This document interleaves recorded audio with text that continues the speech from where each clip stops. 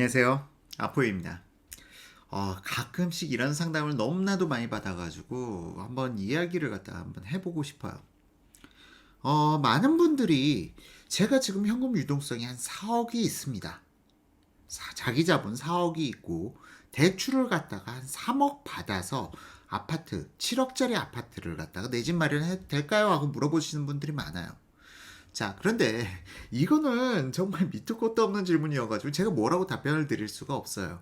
여러분들의 연봉 수준이, 그러니까 여러분, 그러니까 질문자분과 질문자분의 남편 혹은 처 합산 소득이 연 5천만 원 이하다라고 했을 때는 그러면은 한 1년에 이자를 얼마까지 감당할 수가 있을까? 라는 생각을 해봤을 때 한 달에 100만 원 정도 이자를 감당할 수 있을까? 원리금 균등 상환으로 해서 했다면 한 2억대 대출이 적당하지 않을까 싶고요. 뭐 그 이상도 가능하다라고 하신다면은 뭐 3억대 대출도 가능하겠죠. 그러니까 여러분들께서 대출을 갖다가 얼마를 받느냐라는 부분은 여러분들이 은행에 가서 상담을 받아보시고 원리금 균등 상환을 했을 때, 예를 들어서 원리금 균등 상환을 30년을 하겠다, 30년 동안 원리금 균등 상환을 하는 데 있어서 한 달에 여러분들이 부담해야 되는 금액이 얼마인가를 갖다가 여러분들께서 먼저 체킹을 해보셔야 되는 거예요.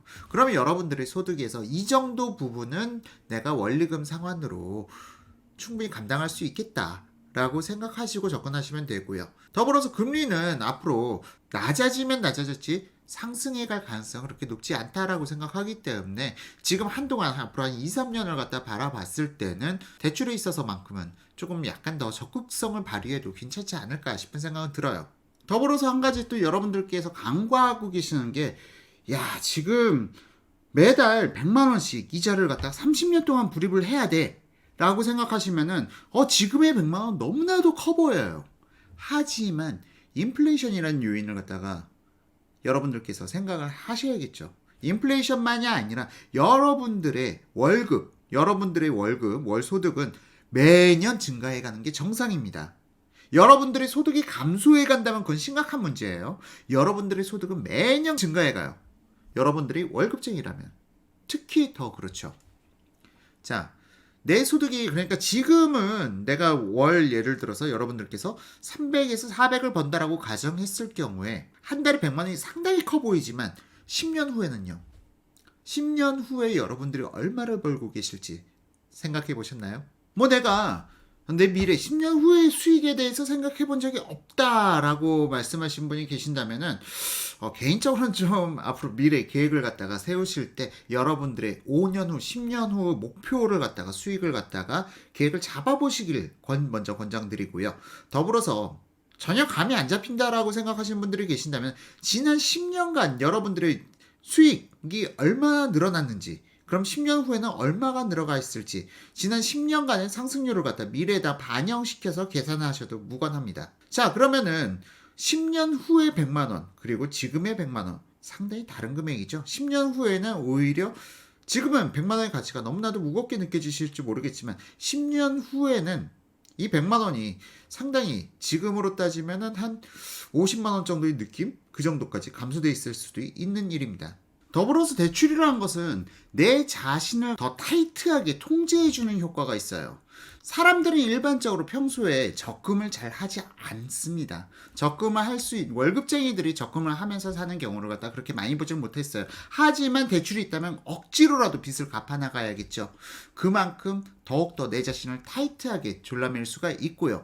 반대적으로 생각하면은 그만큼 더 노력해서 내가 더 많은 돈을 벌고자 하는 욕구를 갖다가 불러일으키는 게 바로 대출입니다. 따라서 대출을 갖다가 무조건 너무 부정적으로 바라보실 필요가 없어요. 아니야, 나는 대출을 받지 않아도 나는 충분히 저축하면서 살 수가 있어 라고 생각하시는 분들도 계시는데요. 그렇게 한다 하더라도 저축을 해서 여러분들이 무엇을 투자하실 건가요? 은행에다 넣는다고 해서 지금의 은행 금리는 물가 상승률도 쫓아가지 못하는 그러한 상황에 직면되어 있습니다. 더군다나 앞선 방송에선가요? 제가 마이너스 금리 시대를 갖다가 대비하라라는 얘기까지 드렸었는데요. 지금 현재 우리나라의 화폐 가치를 갖다가 너무 맹목적으로 신뢰하지 마세요. 화폐 가치는 계속 떨어진다. 그렇기 때문에 화폐 가치가 떨어지는 과정 속에서는 대출이 여러분들의 자산을 갖다 지킬 수 있는 또 하나의 수단이 될 수가 있습니다. 그런 의미에서 지금 안정자산이란 건 무엇일까요? 화폐를 갖다 신뢰할 수 없다면요. 어쨌건 안타까운 일입니다. 대한민국의 화폐 가치를 갖다 대한민국 국민이 믿어주지 못할 정도로 지금 대한민국 경제를 갖다 수립해가는 청와대의 기조가 너무나도 불안하게 느껴지니까요. 자, 어쨌든 대출을 갖다 너무 무리하게 잡으라고 말씀드리는 건 아닙니다. 여러분들이 감당 가능한 선에서 대출을 갖다 받으시길 저는 권장드리고요. 더불어서 대출을 갖다가 타이트하게 잡았다라고 하신다면은 단순하게 내 삶을 쪼들리게 만들 생각보다는 부대 수입을 창출할 수 있는 방안을 갖다가 한번 모색해 보는 것도 좋은 시도가 되겠죠. 어쨌건 말이 좀 중구난방했는데, 내가 4억이 있는데 3억을 갖다가 추가로 대출받아서 7억짜리 집을 구매해도 될까요? 라는 질문은 먼저 여러분들이 재무 상태를 점검해 보시길 바라고요. 대출을 겁내지 마라 라는 주제로 오늘 영상을 갖다가 촬영해 보았습니다. 자, 이상으로 오늘 영상 짧게 마치고요.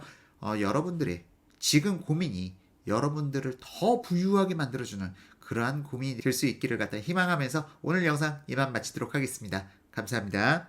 How long, time after time, I'm in love with you.